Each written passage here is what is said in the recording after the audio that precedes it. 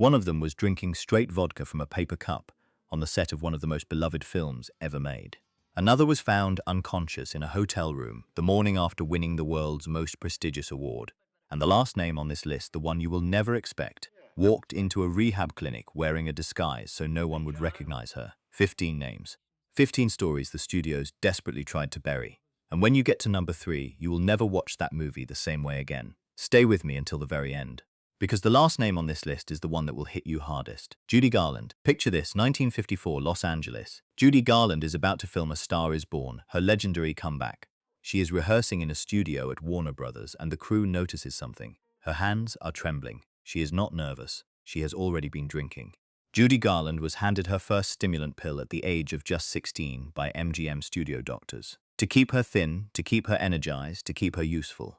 What followed was decades of pills, alcohol, and a Hollywood machine that never once asked if she was okay. She once told a reporter in 1967, "I was on pills every day from the age of 16 and drinking to come down from them." She died in June 1969 at just 47 years old from an accidental overdose of barbiturates. The coroner said her body showed the damage of someone twice her age. The tragedy of Judy Garland is not just her story, it is an indictment of an entire system. But number 14. This man chose the bottle and made no apologies. Dean Martin. The world knew Dean Martin as the coolest man alive. The tuxedo, the cigarette, the effortless grin. In reality, Dean Martin spent years carefully constructing a persona, the happy drunk, to hide the fact that the drinking was not a joke. It was a coping mechanism. After his son, Dean Paul Martin, was killed in a military plane crash in March 1987, Martin withdrew almost completely. He stopped performing. He sat alone in restaurants in Beverly Hills, the same booth at La Familia every night, ordering scotch and speaking to no one. His manager, Mort Viner, later said in interviews that Martin simply gave up after his son died. He passed away on Christmas Day, 1995. The man who made drinking look glamorous spent his final years drowning in grief. But number 13 story. She hid it so well, even her closest co-stars had no idea. Veronica Lake. In the 1940s, Veronica Lake was one of the most recognizable faces on the planet. That peekaboo blonde hairstyle was so famous that the US War Department asked her to change it. Women in munitions factories were getting their hair caught in machinery, trying to copy her look. That is how powerful her image was. But behind that image was a woman in severe crisis. By the late 1940s, her marriage had collapsed, her contract with Paramount had ended, and she was drinking heavily every single day. By 1951, she was working as a cocktail waitress in a Manhattan hotel, recognized by a reporter who published her story without her consent. She passed away in 1973 at just 53, from hepatitis caused by alcoholism. One of Hollywood's brightest stars, extinguished in near total obscurity. If you want real untold stories like this, the ones mainstream media never touches, hit subscribe right now, because on this channel, we are just getting started. Jackie Gleason. Jackie Gleason was called the Great One, and he earned it. His performance as Ralph Cramden in The Honeymooners was so groundbreaking that television comedy literally reorganized itself around what he built. But Gleason drank constantly, and he was not secretive about it. What most people do not know is why. Gleason grew up in Brooklyn in poverty so severe that his father abandoned the family when Jackie was 9 years old. He once said, "I started drinking because I was afraid. I kept drinking because I forgot what I was afraid of." He would arrive to tapings already intoxicated and somehow, deliver flawless performances. The crew learned to simply work around him. He passed away in 1987. His talent was undeniable. His pain was equally real. Kim Novak. In 1958, Alfred Hitchcock cast Kim Novak in Vertigo, now consistently ranked as one of the greatest films ever made. She was luminous on screen. What the cameras did not show was that Novak was under almost unbearable pressure. Columbia Pictures boss Harry Cohn controlled almost every aspect of her public life. Her clothes, her diet, her relationships. She has said in interviews that alcohol became a way to feel something that was actually hers. "I drank to feel human," she said in a 2014 interview with the Los Angeles Times. Novak eventually walked away from Hollywood in the early 1970s and moved to a farm in Oregon. She is still alive today, in her 90s. She survived. But the cost of those Hollywood years never fully left her. Frances Farmer. Can you imagine being involuntarily committed to a psychiatric institution? Not because you were mentally ill, but because you were inconvenient. That is what happened to Frances Farmer. In the late 1930s, she was considered one of the most talented actresses in Hollywood. She was also outspoken, politically progressive, and refused to be controlled. She drank. She argued with directors. She was arrested 3 times in 18 months. In 1944, her own mother had her committed to Western State Hospital in Washington State. She spent years inside that institution. She emerged a broken woman. She later wrote in her 1972 autobiography, Will There Really Be a Morning?, that alcohol was the only thing that made the terror feel manageable. Frances Farmer deserved better from every single person in her life. Richard Harris. Richard Harris was Irish, enormous in personality, and completely unmanageable, and Hollywood loved him for it. He starred in Camelot, This Sporting Life, and decades later as Albus Dumbledore in the first two Harry Potter films. But between those peaks were valleys of extraordinary drinking. Harris and his great friend Peter O'Toole, they knew each other well, were infamous across London and Dublin. Harris once checked into the Savoy Hotel in London with 24 bottles of champagne and did not leave the room for 4 days. He later got sober in the 1980s and described it as the hardest thing I ever did, harder than any role. He passed away in October 2002, but his sobriety in his final years gave him his greatest performances. What you have heard so far is just the opening act. The next stories, they go deeper. Vivien Leigh. Vivien Leigh won 2 Academy Awards, for Gone with the Wind in 1939 and A Streetcar Named Desire in 1951. She was considered one of the most beautiful women in the history of cinema. She was also living with severe bipolar disorder, undiagnosed for most of her life, and used alcohol to manage the extreme highs and lows that terrified everyone around her.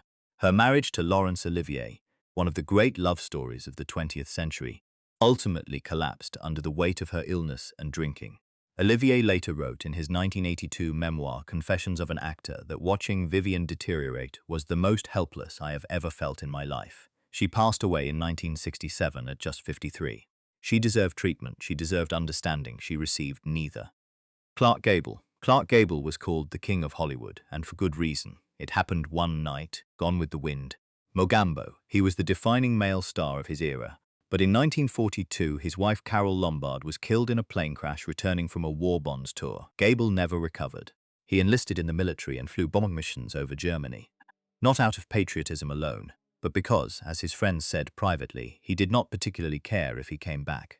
After the war, the drinking escalated. His final film, The Misfits in 1960, co-starring Marilyn Monroe, who was in her own private war, was filmed in brutal Nevada heat. Gable performed dangerous stunts himself, refusing a double. He passed away from a heart attack 17 days after filming ended. He was 59. Some of those closest to him believed he had been trying quietly for years to die. If this is affecting you, drop a comment below. Tell me which story has hit you hardest so far. I personally read every single one. Diana Barrymore. Barrymore meant royalty in Hollywood. Her father was John Barrymore, number 15 on this list, the great profile. Diana grew up in his shadow, desperate for his attention and rarely receiving it. She became an actress, received modest success, and then watched her career fall apart as her drinking intensified. In 1957, she published a memoir titled Too Much, Too Soon, one of the most brutally honest celebrity confessions ever written. She described blackouts, failed marriages, and the suffocating weight of a famous last name she could never escape. She passed away in 1960 at just 38 years old. She was found alone in her New York apartment. The same name that launched her father's career became the thing she could never climb out from under.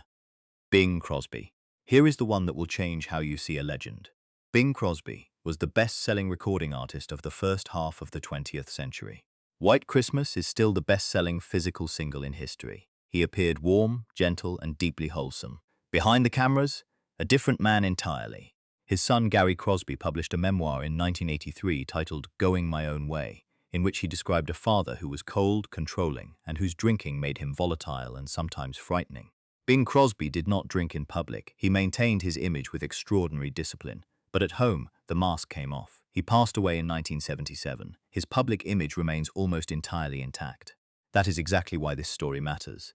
Because the camera only ever showed you what he wanted you to see. Marilyn Monroe. You already know her name. What you may not know is the specific detail that makes her story unbearable. On August 4, 1962, the night Marilyn Monroe died, empty bottles of chloral hydrate and Nembutal were found beside her bed. But what most people overlook is this. In the months before her death, Monroe had been drinking heavily and combining alcohol with prescription sedatives, a combination her psychiatrist, Dr.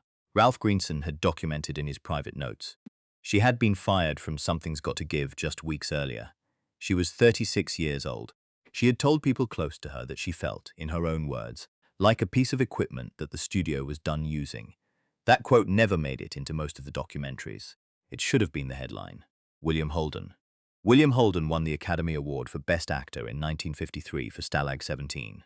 He starred in Sunset Boulevard, The Bridge on the River Kwai Network. He was one of the most respected actors of the 20th century.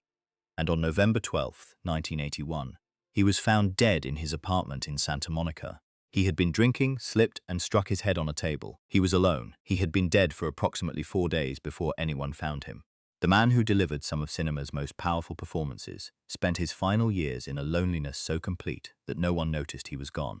That is the story Hollywood never puts in the tribute reels. Spencer Tracy. Spencer Tracy won back-to-back Academy Awards for Best Actor in 1937 and 1938, a record that stood for decades. He was considered by many of his peers, including Laurence Olivier, to be the greatest screen actor who ever lived. He was also, for most of his adult life, a severe alcoholic. His longtime partner, Katharine Hepburn, with whom he had one of Hollywood's most famous private love affairs, wrote in her 1991 memoir Me that Tracy's drinking was terrifying in its intensity. There were periods where directors would simply shut down production and wait, sometimes for days, for Tracy to become functional again. The studios absorbed the cost. He was worth it to them. Spencer Tracy passed away in June 1967. Katharine Hepburn was at his home that morning. She said she heard him get up, go to the kitchen, and then there was silence. She found him at the kitchen table. He was gone. And number 1, John Barrymore Jr.